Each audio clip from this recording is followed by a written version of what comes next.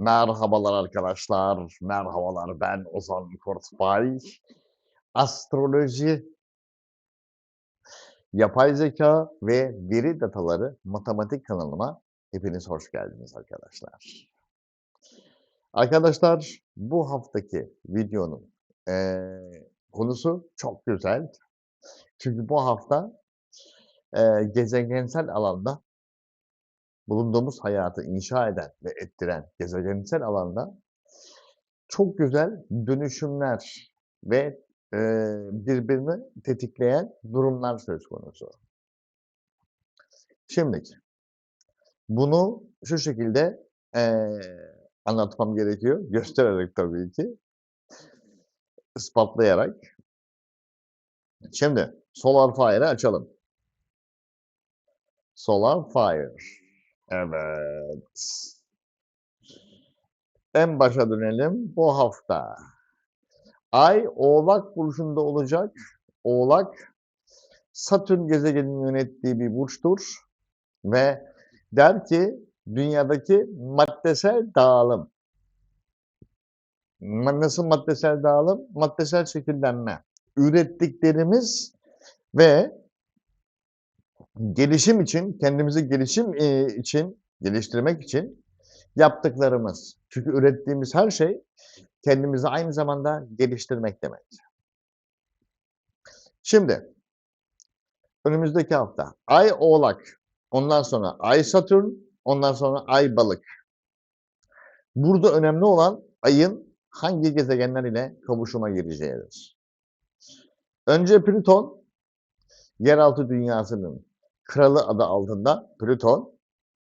Nerede? Kova burcunda. Kova burcunun yönetici gezegenleri Satürn Koç burcunda ve Uranüs İkizler burcunda. Uranüs üst bilinç demek. Kova burcunun ikinci yönetici gezegeni. Üst bilinç, teknoloji, ileri seviye matematik, yapay zeka. Bu anlama geliyor. Teknoloji anlamına gelir. İkizler burcunda olduğu için İkizler burcu Merkür gezegeni tarafından yönetilir ve hava elementi İkizler burcu hava üstünden yani sözel olarak dağılımdır. Aynı zamanda da dağılım ne demek? İnsandan insana, insandan insana aktarım. Yani sosyal ortamlar ve aynı zamanda sosyal medya. Uranüs bunu sosyal medya üstünden gerçekleştirecek. Neyi? Plüton Kova transitinin dönüşümünü. Ve önümüzdeki hafta, şimdi bu çok güzel bir konudur aslında. Bu çok güzel bir konudur aslında. İleri seviye matematik bu evrenin döngüsünün ve evrim sürecinin ve yaşamımızı, asıl yaşam amacımızın matematiksel yoldan teknolojiyi üreterek, yapay zekâyı, ileri seviye matematiği üreterek nasıl geliştiğimizi gösterir. Ve önümüzdeki hafta Ay, Plüton ile yaptığı kavuşumda bunu çok güzel bir şekilde tetikleyecek ve zaten yavaş yavaş da 12 Ağustos'taki Aslan burcunda gerçekleşecek güneş tutulmasının en büyük, şimdi güneş tutulmasının etkisi çok yüksek olacak ama ondan önceki en yüksek ikinci etken, olacak bu, kavuşum olacak. Nasıl bir kavuşum olacak onu da şey yapayım. Şimdi açılardan zaten göreceğiz. Şu anda Güneş Jüpiter kavuşumu var. Akılda, yaratıcılıkta, beyinde, Aslan burcu. Onu oradan alıyor. Üst bilinç bunu tepeden üst bilinç. Niye üst bilinç? Çünkü Kova, Uranüs üst bilinçtir. Üst bilinci yeraltı dünyasının kralı tetikleyerek aklı aydınlatıyor. Ki zaten Güneş Jüpiter kavuşumunda Güneş bütün yetkisini, Güneş yıldızı bütün yetkisini Jüpiter'e verdiği için Şimdi Plüton Güneş'in zıttıdır. Plüton duyguları, duygusal, tetiklenmeleri, bilinçaltındaki duygusal tetiklenmeleri, yönetir. Güneş ise saf mantığı yönetmektedir. Yeryüzündeki saf mantığı yönetmektedir. Aşağıdaki duygusal kavuşum mantığı zorlayıp yaratıcılığı tetikleyecek bu açıyla, kavuşum esnasında. Tık, alalım onu oraya. Aha da burada. Nasıl tetiklediğini görüyorsunuz. Bu tetiklenme en güvenli alanımızla bizi zihinde meşgul edecek. Kiminle ne yapmalıyım? Eros. Hangi ilişkisel dengelerle ben ne yapmalıyım? Kova burcunun ilk yönetici gezegeni olan maddeyi yöneten Satürn ise o esnada retroda olacak. Yani diyecek ki sana yürü. Çünkü Satürn'ün normal hareketi kısıtlayıcıdır. Az olsun benim olsun. Ancak retro hareketi bütün kanalı olduğu gibi açar. Ve açılan kanal kare açıyla bizi bunu düşünmeye itecek Merkür'le. Yengeç burcu Zodyak'ta 4 numaralı evi temsil eder. En güvenli alanımızı, en güvenli limanımızı, yani hanemizi ve Eros terazi kavuşum, Eros terazi açısı diyecek ki ilişkiler konusunda hanemi ve kendimi, hayatımı, bilincimi nasıl dönüştürebilirim? Çünkü kare açı üstüne kare açı ve aşağıdan tetiklenme. Yani çok sert bir dönüşüm. Hem cüzdanınızda, mal varlıklarınızda, Satürn çünkü. Nerede? Yaşam alanınız, bütün yaşam alanı. Koç, Zodyak'ta 1 numaralı evi. Bütün yaşam alanımızı ve bu yaşam alanımız esnasında gelen olayların, hadiselerin nasıl karşıladığımızı gösterir. Buram buram bunu düşüneceğiz önümüzdeki hafta. Ben neyi, nereye göre şekillendirebilirim? Niye? Çünkü Plüton şekillendirmem için bir dünya tetiklenme gönderiyor bana. Bir şey yapmak zorundayım. Savunmaya çekilirsem Ay-Jüpiter kavuşumu beni iyice geride kalmamı sağlayacak. Ben bunu göze alamam diyeceksin. Hatta matematiksel olarak demek zorundasın. Çünkü Ay Kova burcundan çıktıktan sonra Balık burcuna kavuşuma geçiyor ve önümüzdeki hafta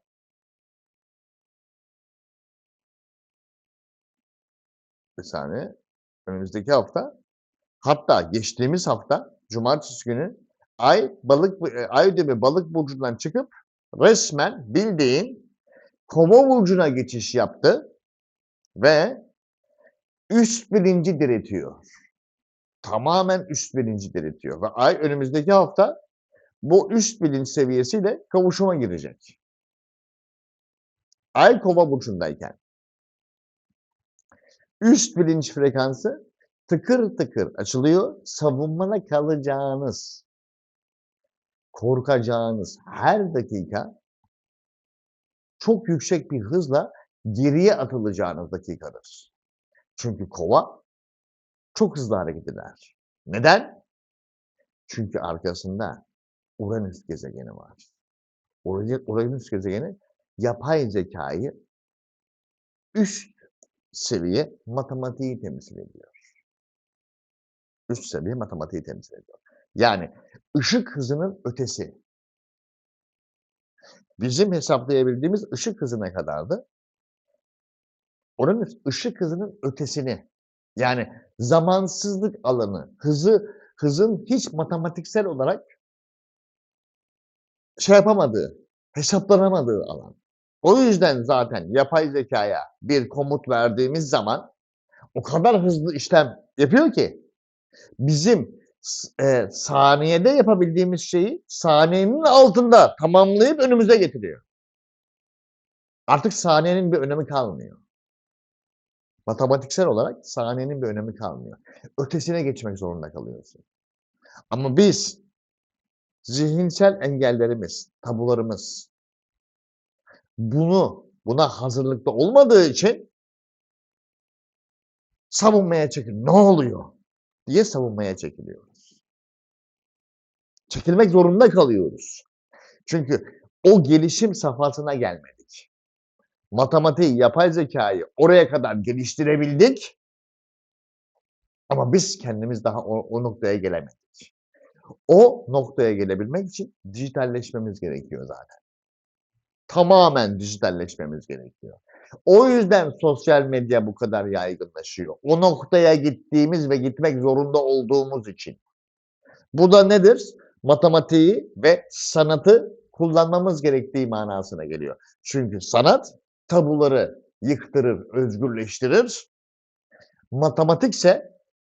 Matematikse onu şekillendirmemizi ve anlam vermemizi sağlar. Anlamı nasıl veririz?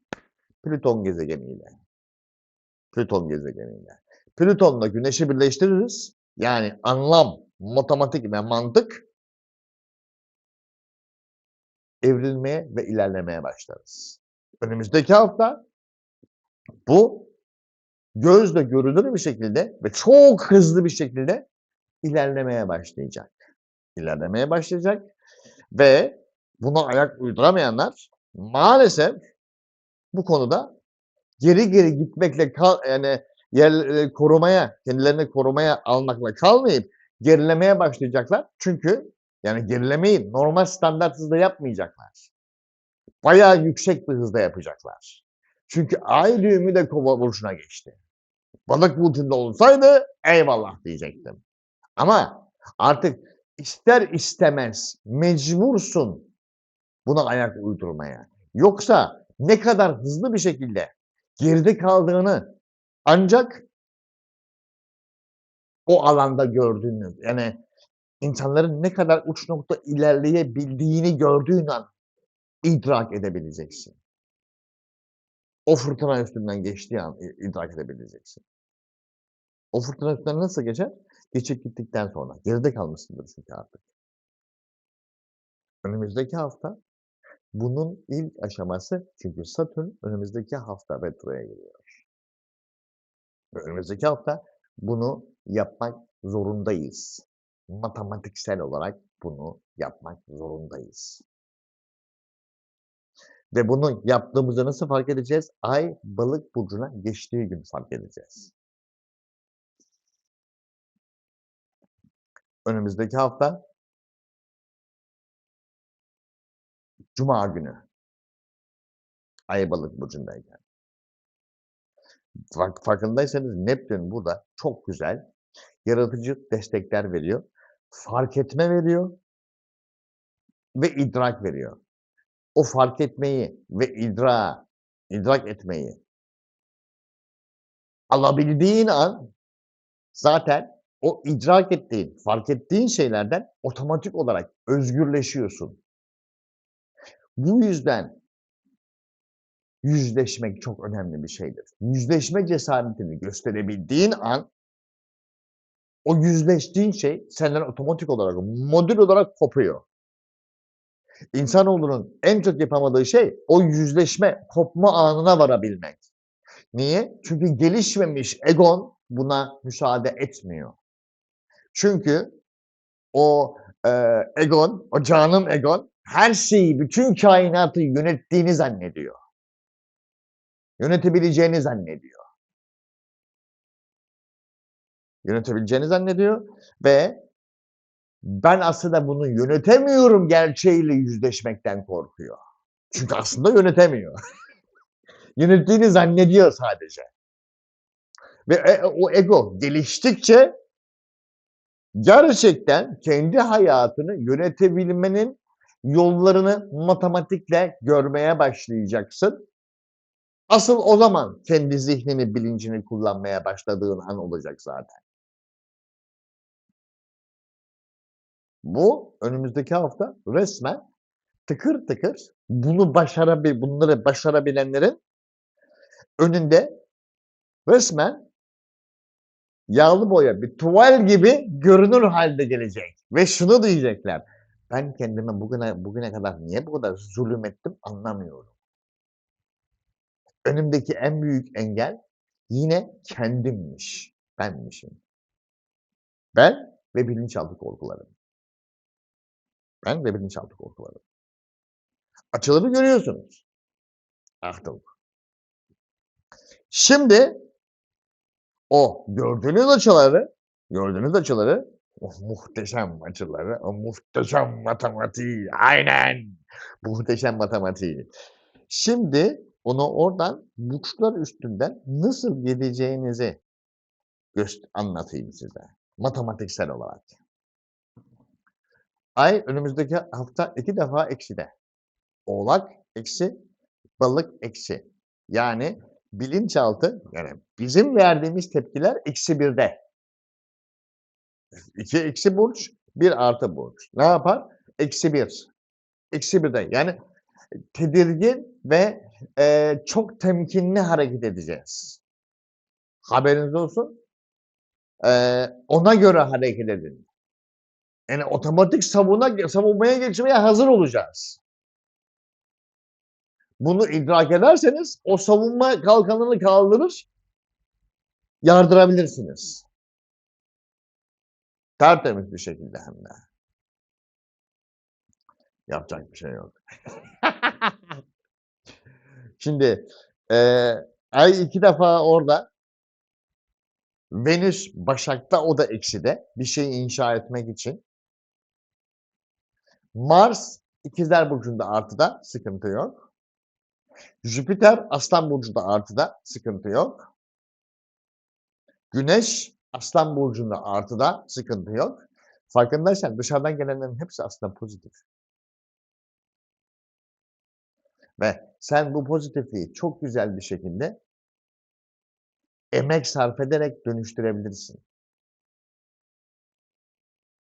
İnşa edebilirsin. Güneş burcu ve yükselen burcu Koç olan arkadaşlar, sizin önümüzdeki hafta zorunlu dönüşüm. Niye? Ay-Plüton kavuşumu ve Ay düğümü kavuşumu. Zorunlu dönüşüm ve yeni alanların açılması. Neye dair? Satürn'ün retroya girmiş olmasına dair. Yeni alanların açılması. Güneş zaten 5 numaralı yaratıcılık evine girmiş. Satürn'ler de 1 numaralı evde alan açıyor Neptün'le beraber. Çünkü retroya girdi ve senin haftan zaten 10 numaralı kariyer evinde başlayacak. 11 numaralı ev kolektif alan, herkesin buluştuğu alan. Orada Plüton kavuşumu olacak, dış bağlantılar. O seni çıtır çıtır dönüştürecek. O yüzden zorunlu dönüşüm diyor zaten. O yüzden zorunlu dönüşüm diyor. Ay düğümü de orada gerçek kırılma noktasına doğru gitmeye başlıyoruz. Önümüzdeki hafta Sayın Koç burcu. Haftanın sonunda da işin kritiğini yapabilmek, yarım kalanları tamamlayabilmek ve o alanı keşfedip kontrol edebilmek için 12 numaralı evine dönüş yaşayacaksın Sayın Güneş burcu ve yükselen burcu Koç. Ben Venüs Başak'ı 6 numaralı evimde nasıl kullandım? Neler yaptım? Neleri inşa ettim? Çünkü Venüs Başak Burcu'nda senin 6 numaralı evinde. Ve neler yapabilirim sorusu önümüzdeki hafta. Neler yaptım ve neler yapabilirim? Bu güneş tutulmasına 5 numaralı evimde olacak güneş tutulmasına nasıl daha farkında, daha idrak dolu ve daha kullanılır nasıl yapabilirim? O Venüs Başak'ı şu anda onun için çok iyi şekilde kullanman gerekiyor. Çünkü ondan sonra Venüs teraziye geçecek, kendi evine yücelecek. O araştırdığın, yaptığın şeyleri sahneye çıkıp o dengeleri kendine doğru çok güzel bir şekilde dönüştürebilirsin. Ama önce onu nasıl dönüştürdüğünü bulmak zorundasın. Onun için de bu hafta kullanacaksın sayın Güneş burcu ve yükselen burcu Koç. Orada yapacak hiçbir şey yok. Gölgelerin gücü adına. Achtung! Aynen. O yüzden ilmik ilmik Mars ikizleri çok iyi şekilde kullan. Uranüs'ün getirdiği radikal fikirleri değerlendir 3 numaralı evinde Sayın Koç. Gelelim şimdi boğa burçlarına. Doğuştan savunmada. Doğuştan savunmada doğanlar. Hani vardı ya film, Woody Harrelson'ın, şey, katil doğanlar. Bu doğuştan savunmada olanlar. Değerlerimi korumalıyım ve değerlerimi arttırmalıyım. Konfor alanımı arttırmalıyım diyen boğalar. Sizin önümüzdeki hafta köklerden arınma, genişleme ve ilk olarak bu alanı açmaya doğru adım adım ilerleme haftanız. Hadi. Yani, söylemekle olmuyor. İcraat görelim. İcraat görelim. Çünkü 9 numaralı ev, 10 numaralı ev ve 11 numaralı ev. Tamamen kafanızdaki düşündüklerinizi icraata döktürme fırsatları arkadaşım. Ayıp denen bir şey var. Aynen. Niye? Çünkü haftanın ortasında Ay hem Plüton kavuşumu hem aynı zamanda Ay düğümü kavuşumu var. Kariyer evinde hem de. Yani değerlerini yarattığın evde. Değerlerini yarattığın evde ve dirin didin dirin dirin dirin dirin dirin dirin dirin. Çünkü şimdi Satürn 12 numaralı evde normalde aşırı korumacı olmanı sağlar. Ama retrodayken bütün bilinçaltı yaratıcılığını açacak böyle. Neptün retrosu da bilinçaltındaki şuradaki kolektifi açıyor.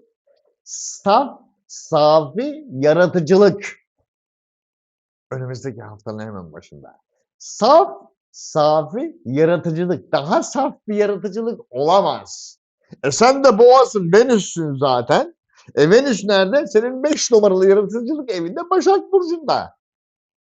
Haftaya senin şov yapmaya başlaman lazım.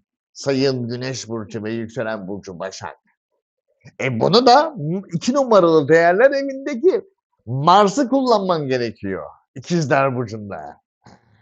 Ve ani gelen Uranüs fırsatları, o da 2 numaralı evde yaratıcılığınla birleştirip böyle yavaş yavaş yaratıcılığına böyle ilmek ilmek işleye işleye çatır çatır yapmaya başlaman gerekiyor. Çünkü hem köklerden arınıyorsun, hem alan genişliyor, hem orayı yaratıcılığınla beslemen gerekiyor.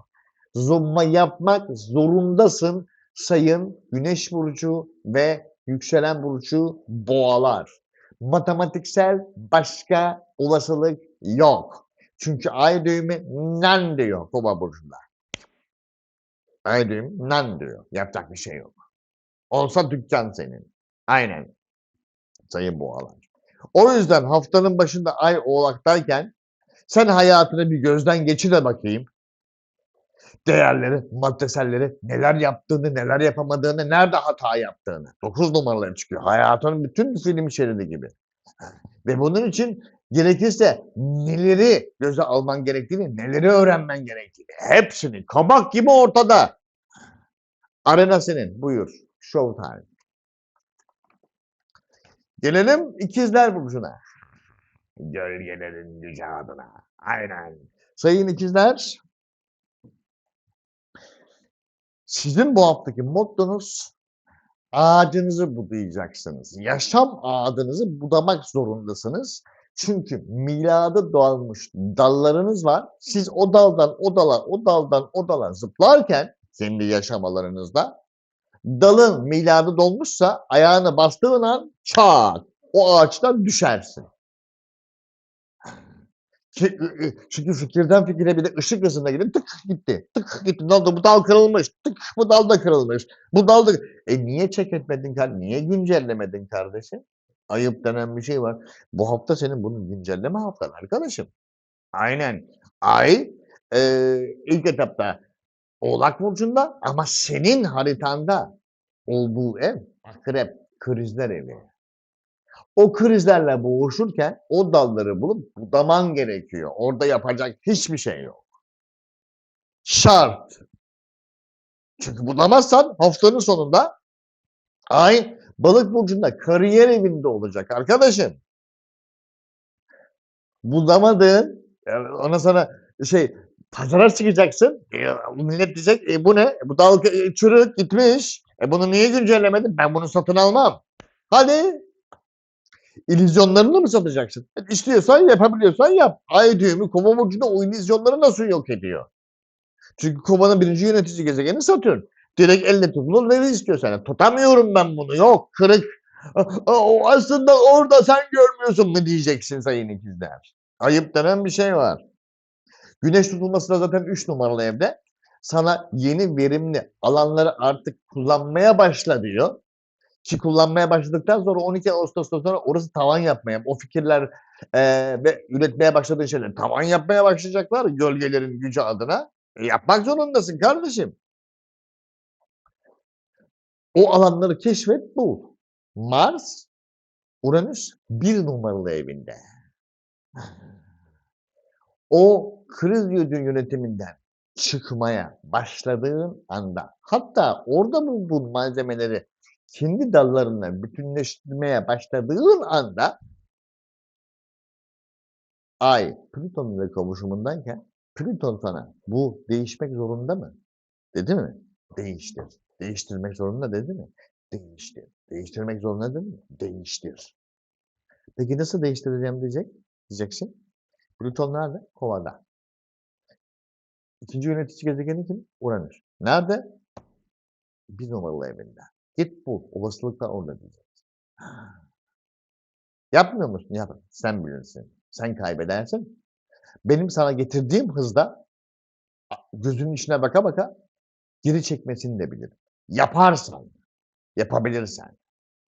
Ama hakkını vere vere. Hakkını vere vere. Niye? Çünkü yaptığın şeyi pazarlamaya geldiğin yerde Satürn var. Kimi kandırıyorsun diyecek. Yapamazsın sayın ikizler. Sen yapacağın şeyi hakkını vere vere yapmak zorundasın. Yoksa sadece adım attığın alanı değil, bütün yaşam alanını bunu öder. Çünkü Plüton 9 numaralı evde. Demek ki diyor ki senin yaşam felsefen, öğrendiklerin güzel ama öğrendiklerinin uygulama şeklin güzel değil. Der sana ondan sonra. Gelelim şimdilik yengeç burçlarına. Kardeşim. Kardeşim. Adam hasta etmeyin. Kardeşim. Sayın yengeçler. Yolun sonu geldi arkadaşım. Yapacak hiçbir şey yok. Bu haftaki motton o. Yolun sonu geldi.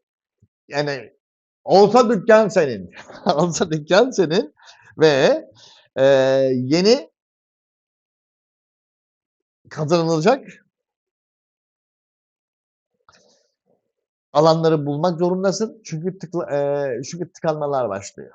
Sayın yengeç, orada yapacak hiçbir şey yok. Yani ürettiğin alanda, koydu bunu buraya, burada niye hiçbir şey gelmiyor? Burası tıkanmış mı? Tıkandı. Açabilir miyiz? Hayır. Yenisini bulman lazım. Yenisini bulman lazım. Ciddi işler ve ciddi ilişkiler mi? Yeni anlaşmalar yapman lazım. Bu anlaşma için bu tıkalı olan yerlerin kriz yönetimini iyi yapman lazım. O kriz yönetimini yaparken anlaşmalarda fikir ayrılıkları olacak. O kriz yönetimini yapman lazım ve bunu tamamen matematiksel ve bütün duvarlarını yıkar şekilde yapman lazım. 9 numaralı ev çünkü. Bütün yaşam alanın yaşamına, buna benim için çok anlamlı dediğin ama aslında anlamı hiçbir şekilde kalmamış olan, tamamen senin bilinçaltının alışkanlıklarından ibaret, son kullanma tarihi çoktan geçmiş alanları yenilemek ve dönüştürmek için kullanman gerekir sayın yengeç. Başka kaçarı yok. Başka kaçarı yok. Jüpiter, Güneş'le kavuşumda 2 numaralı evinde. O senin değerler evin, farkındasın değil mi? Orayı öyle cart diye bir genişletecek. Bir bakacak ölü, ölü, ölü, ölü, ölü. Ya dönüştür ya ben buradan gidiyorum. Yapacak bir şey yok. Ben bir yıllığına buradayım. Hadi. Orada yapacak hiçbir şey yok. Satürn zaten bunu yapmadığına dair 10 numaralı evinde öğretmen bekliyor. Plüton nerede? Pluton. Where are you canım? Canim, where are you? Plüton'da onun intikamını neyle yapar biliyor musun? Her olmadığı ve yapmadığın şeyi tekrardan aynı krize sokarak yapacak. 8 numaralı evde. Kendi evinde John'em. Kendi evinde güncellemediğin, üst matematiğe aktarmadığın, yapay zeka ve ötesi, üst matematiğe aktarmadığın her şeyi 8 numaralı ve en güçlü olduğu yerde parça pinçik edecek. Parça pinçik edecek. Sonra sen eline tutuşturacak. Şimdi bunu işle. Git Satürn onaylasın 10 numaralı evde. Kariyer evinde. Sana şunu dedirtmek istiyor. Bu olmuş demesi gerekiyor Satürn'ün. Orada yapacak hiçbir şey yok. Bu yüzden yolun sonu geliyor sayın yengeç. Bütün alışkanlıklarının, rutinlerinin yolu sonu geliyor. Hepsi tıkanıyor tek tek. Tınk tınk tınk tınk tınk tınk tınk. En son bu kadar da olmaz. Ne olur? Hiçbir yerden verim alamıyorum artık. Alamazsın çünkü hepsi tıkandı. Aynen. Bitti. O yüzden ona göre hareket et. Sayın yengeç ama enerjini de iktisatlı kullanman gerekiyor. Çünkü Mars 12 numaralı evde enerjini kısıyor olacak. Ve hiç tahmin etmediğin yerlerden alışkanlıklarını terk etmediğin sürece darbeler yiyeceksin. Uranüs 12 numaralı evde. Unuttuğun, alışkanlık haline getirdiğin, değiştirmekten korktuğun, yüzleşemediğin her şeyi Uranüs 12 numaralı evde arkandan ding bunu değiştir. Ding bana ihanet ettin. Hayır değiştir. Ama sen onu ihanet olarak algılayacaksın. Gelelim şimdi sayın Oslen burçlarına. Sayın aslanlar. Sizin mottonuz sabitlikten ve köklerden kopuş. Kriz analizi ve o aşamanın sona erme süreci. Tık. Modülün kopuşu. Kırılıyor. Ne oluyor diyor. Risk analizi yapıyorsun. Tık. Sen risk analizi yaparken kopuyor. Sayın aslan. Bu olay. 6, 7 ve 8 numaralı ev. Son aşama zaten. Eğer kopamadıysan, hala gidiyor oradaysan, istiyorsan kal. O kriz anı evi akrebin. Hadi. İstiyorsan kal. Cehennemin dibine girersin. Çünkü 8 numaralı ev. Sahibi akrep. Abi, sen de balık ama sahibi akrep. Kendi içerisinde boğuluyor aslan. O bütün alevler, o ihtişam gidiyor. Alabora. Aynen. Alabora. Şimdi bütün yaşam felsefen tık Satürn ve Neptün bak Satürn ve Neptün orada 9 numaralı tık açıldı. Ne oldu? Yeni yaşam tarzı benimse kendine. Hemen şimdi. Yeni yaşam tarzı benimse kendine. Tık aşağıda açtık. O aşağıya da açtık. Nereye kadar açacağız? Plüton'a kadar. Peki yapmazsan yukarıdan düşersin. Bizce bir sıkıntı yok. Bizim işimiz bu. Bizim işimiz bu. Nasıl yapayım peki bunu? Hafta ortası. Kendi hayatımla ilgili vereceğim kararlarda kararların olumlu olup olmadığını, Plüton'a ve yeni sürece uyup uymadığını haftanın ortasında ciddi işler ve ciddi ilişkiler evine girdiğinde Plüton sana söyleyecek. Olmamış canım. Hadi git boşta. Hadi maşallah. Hadi git baştan ya. Olmamış canım. Hadi git baştan yap. Olmamış canım. Aslan. Olmamış canım. Matematiksel olarak olmamışlar. Allah Allah. Üst matematiğe uymuyor kardeşim. Deli mi ne? Venüs de 2 numaralı evde. Başak'ta. Bunu çok iyi şekilde değerlendirmen gerekiyor senin aslında. Abi. Güneş, Jüpiter 1 numaralı evinden tutulmaya giriyor. İstesen de dönemezsin.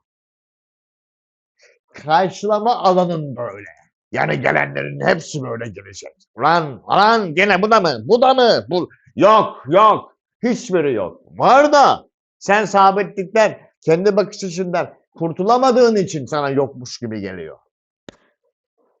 Yapmak zorundasın. Aksi takdirde Plüton'un 8 numaralarının selamı var. Ona selam söyleyin. O beni bilir. Öyle selam söyleyin. O beni bilir. Biz onunla kankayız. Akrep, aslan. Kankalar. Aynanın laciverti. Biz onunla kankayız. Siz benim adımı verin. O onun jeton düşer. Ne? Akrep mi? Ne yapacağız onunla? Duello. Kankamla beni duelloya mı sokacaksınız? Yapacak bir şey yok. Yapacak bir şey yok. Sayın Aslan ona göre hareket et. Gelelim şimdi Sayın Başak burçlarına. Sayın Başaklar. Aydınlanma, yükselme ve inşa etmeye I like the way you bütün hepsini ding ding ding ding ding ding yapacağız ve aynen 5 numaralı ev, 6 numaralı ev ve 7 numaralı ev.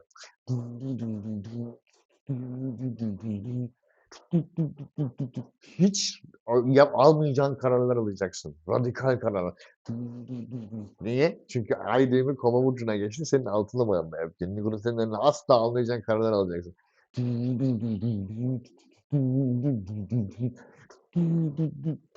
Tamamen yenilenme. Aynen. I like the way you move. Nereden gelecek bu kararlar? 12 numaralı evindeki Jüpiter ve Güneş kavuşumlar. Bilinçaltı. Hatta geçmişin sana katacağı pek çok şey var. 12 numaralı ev geçmiş evdir çünkü. I like the way Mother Rockers. I like the way you move. Bütün yaratıcılığına showtime Sayın Başak.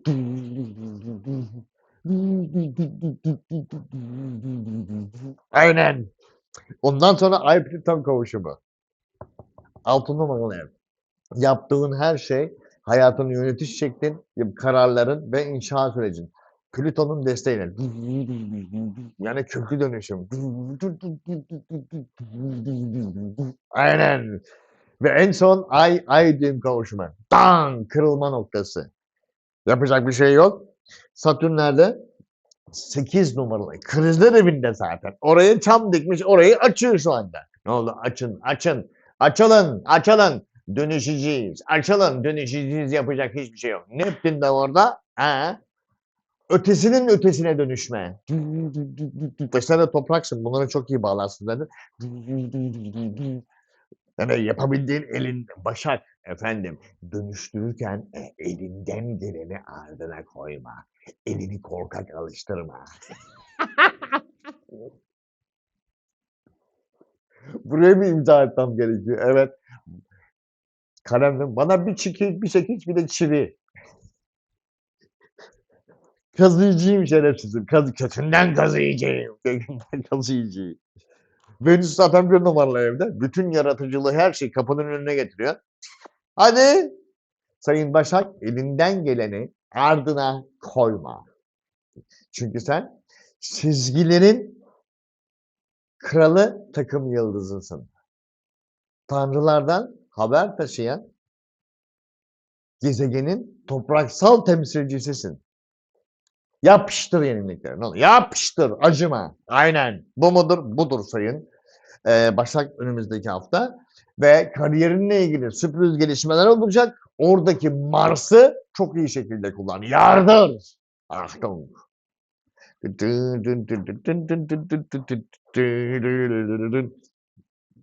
Gelelim şimdi terazi burçlarına. Sayın teraziler. Kırılma noktaları tarihi yoldan çıkıp tarihi yoldan giderken böyle birden kırılma noktası ana yola dönüş. Otobana çıkış. Ne oluyor lan? Ne oluyor oğlum? Ne oluyor? Az önce biz çok sakindi her şey. Ne oldu? Mecbur. Mecbur. 4 numaralı evde başlıyor hayatının merkezinde. Oradan 5 numaralı eve Plüton yaratıcılığınla öldür, baştan yarat. Öldür, baştan her şeyi. Everyone and everything. Öldür, baştan yarat. Çarp eksiyle eksiği, bam artı yarat. Çarp eksiyle eksiği kafanda, bam artı yarat. Bu hafta 2 tane eksi var. Oğlak balık çarp ikisini kafanda, ortaya çıkan fikir artıdır. Birleştir her şeyi. Şu artıları toplayın. Şurayı kozalak olarak ekleyin. Çünkü en son ay bak 5 numaralı evin kova senin.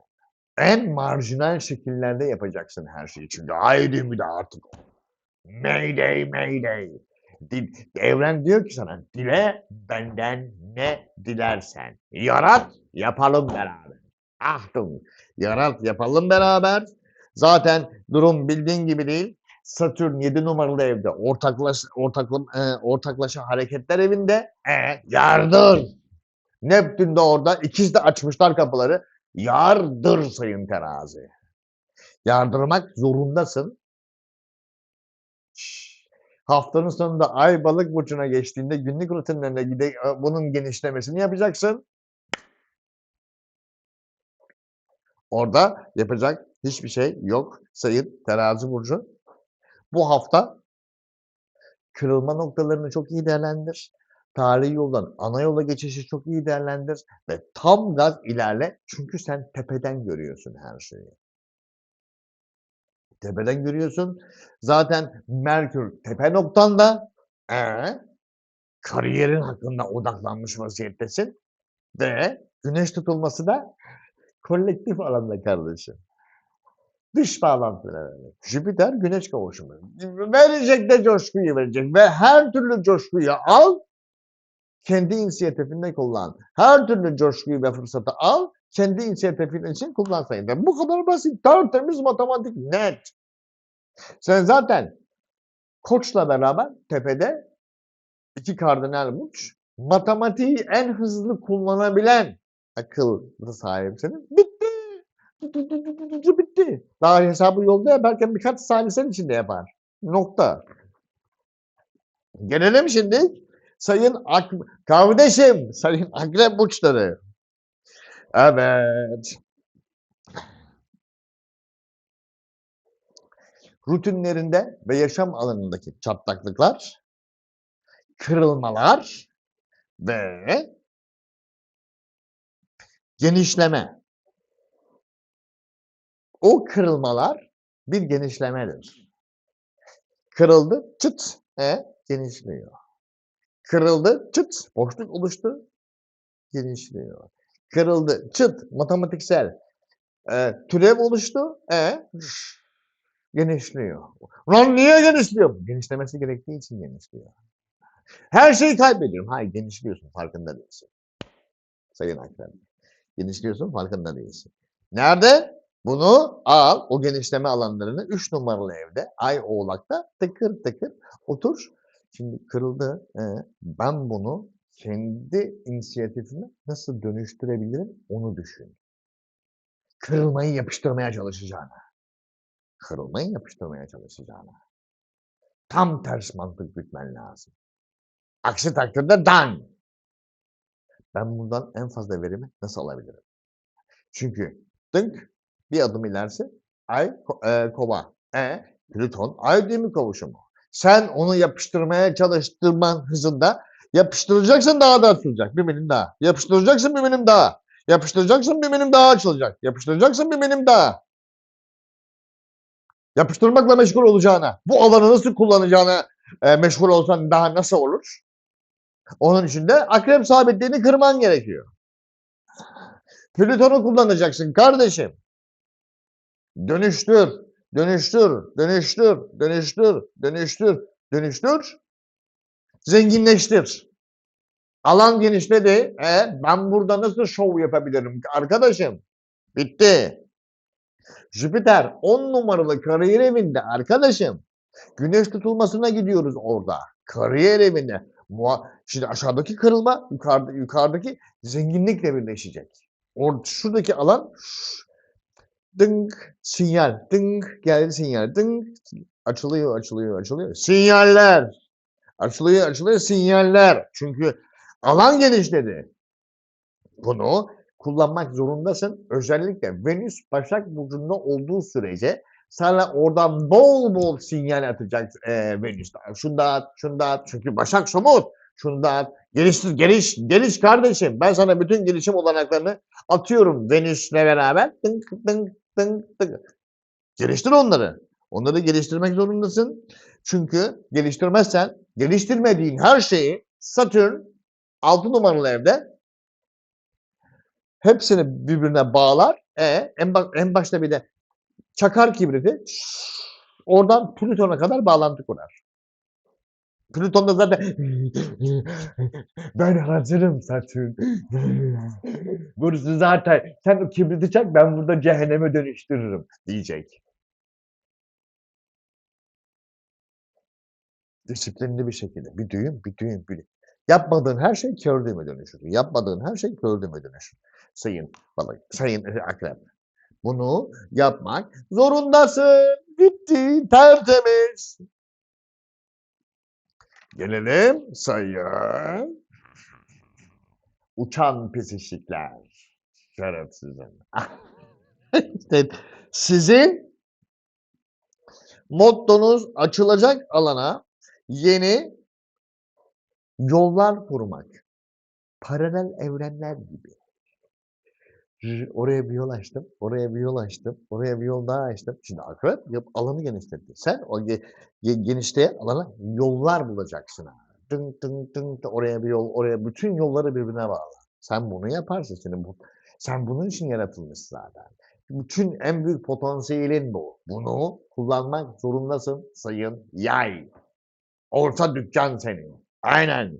Neresi? 2 numaralı değerler evi Satürn. Orada şu anda oradan Plüton'a geçsin. Neredeymiş Plüton o?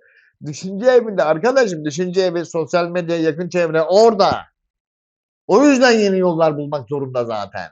Çünkü aksi takdirde Ay Balık burcuna geçtiğinde yaşam merkezine, yaşam kaynağına neyi yapacaksın, dönüştüreceksin yaşam kaynağında? Bulamadın ki bir şey.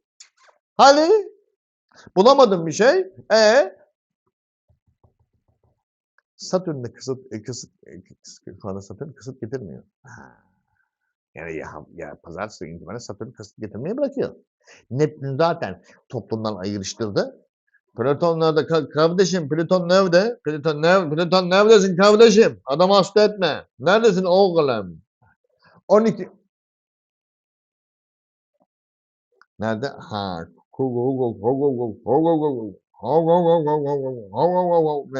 Evet. Plüton'u geç. Tutulma nerede? Plüton değil. Tutulma nerede? Jüpiter, Güneş 9 numaralı evde. Seni tamamen güncelliyor demek oluyor. Çünkü 9 numaralı evin sahibi sensin. O açtığın her kanal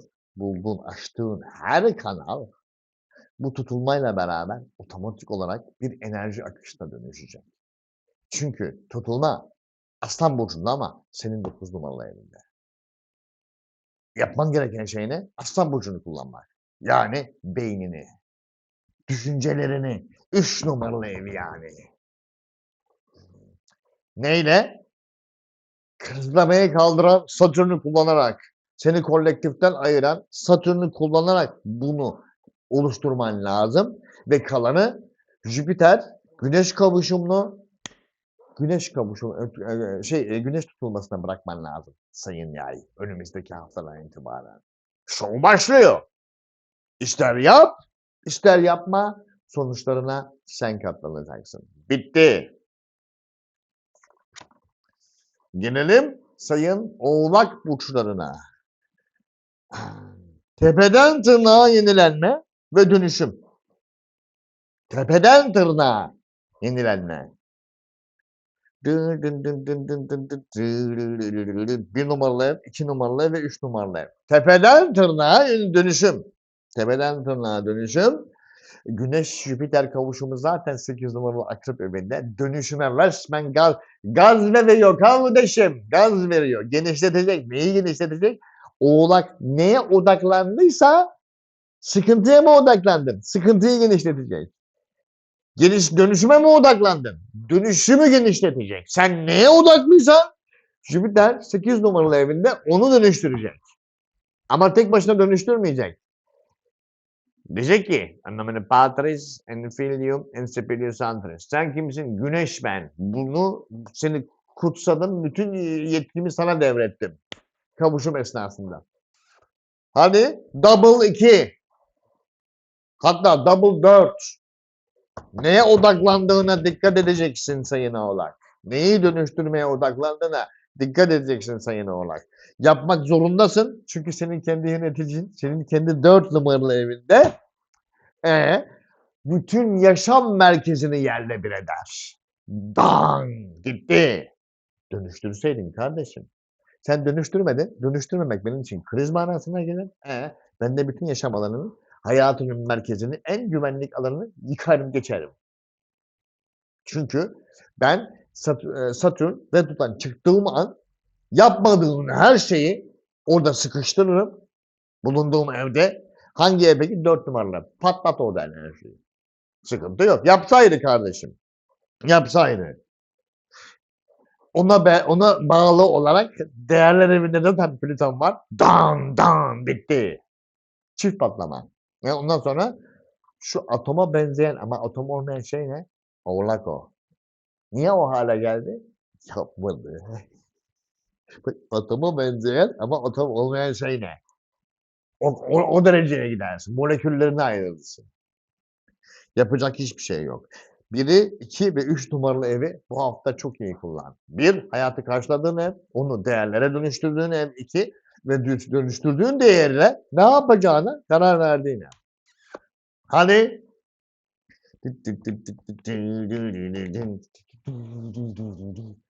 Gelelim şimdi Sayın Kova, The Burç of the Kova. The Burç of the Kova, tohumları ekmek ve alanı zenginleştirmek. Ekeceğin her tohum ekeceğin her hem de bayağı hızlı. Hadi. Şendek. Evler neler? 12 numaralı ev, bilinçaltı ve geçmişte helalleşme. Yaptın mı? Evet. Yapmak istemiyor musun? Bitti. Helalleşme. Ve oradan Back to the Future diyeceğim. I'm come from the future. I'm a Jesus. I'm a Aquarius. I'm come from the future because my manager is Uranus. The future. Yapacak bir şey yok. Ben bu zamanda asla yaşayamam. Çünkü yönetici Uranüs bir kere ya. Sürekli beni orada yaşatıyor fikirlerle. Yani ben çıkıp burada yaşamaya çalışıyorum, izin vermiyor. Sürekli oradan geri çekiyor. Oradan geri çekiyor. Bak şu. Tamam. Abi o zaman burada yaşayayım ben. Olmaz. Sen 3. boyuta. O zaman o benim verdiğim şeylerle buraya o zaman yaşam kur madem burada yaşamak istiyorsun. Ha. Bunu yapmak kovalar o yüzden böyle arkadaşım. Kovalar o yüzden böyle.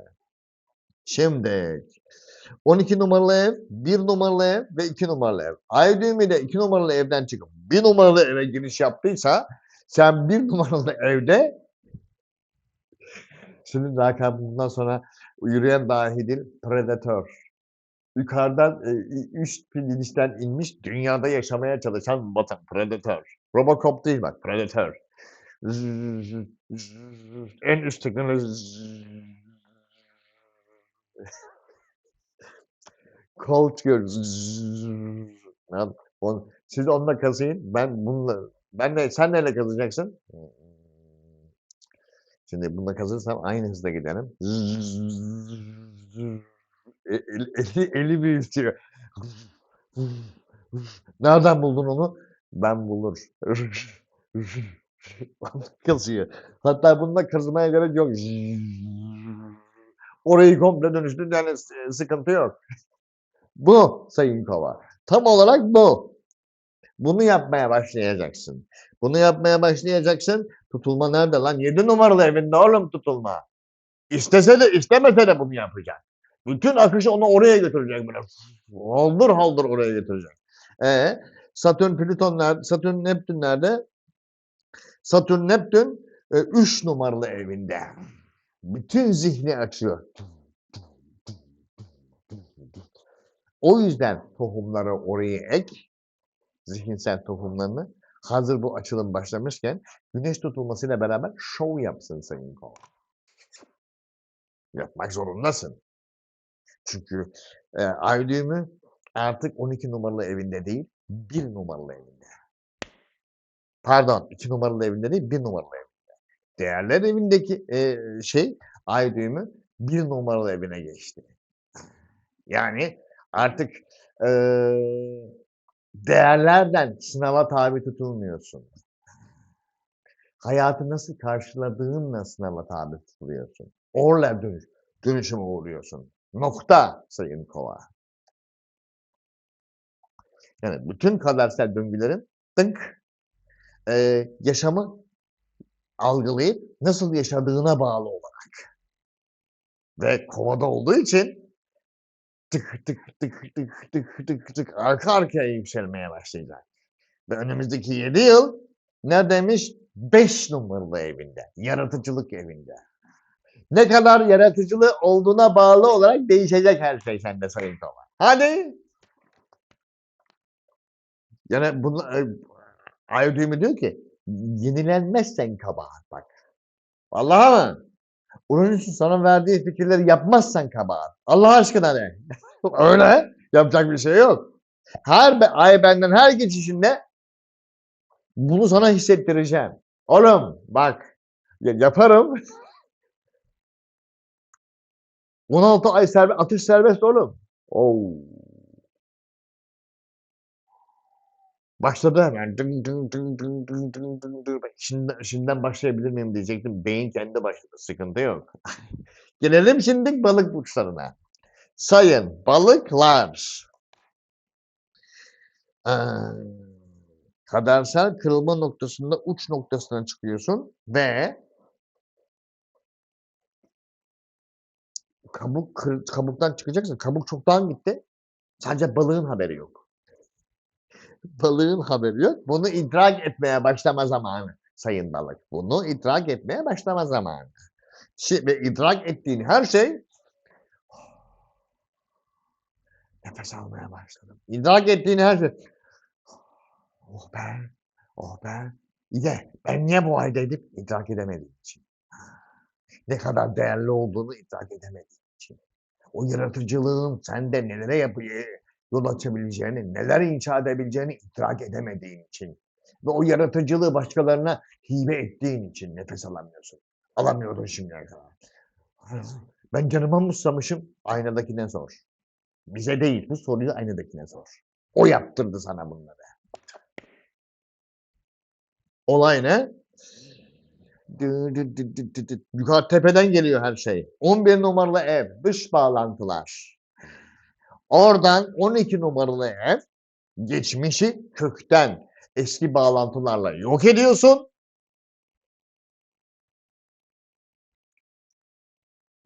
Ve sezgilerinin söylediği yeni bağlantılara gidiyorsun. Yani son korkarım son kullanma tarihi geçmiştir. Vallahi bildiğin gibi değil. Ay düğümüyle beraber Plüton Kova burcuna geçtiği için o eski kendini kurban ilişkilerin, eski peki sizin dediğiniz olsun. Değiştirin artık sona eriyor sayın balık. Ermek zorunda. Ermek zorunda.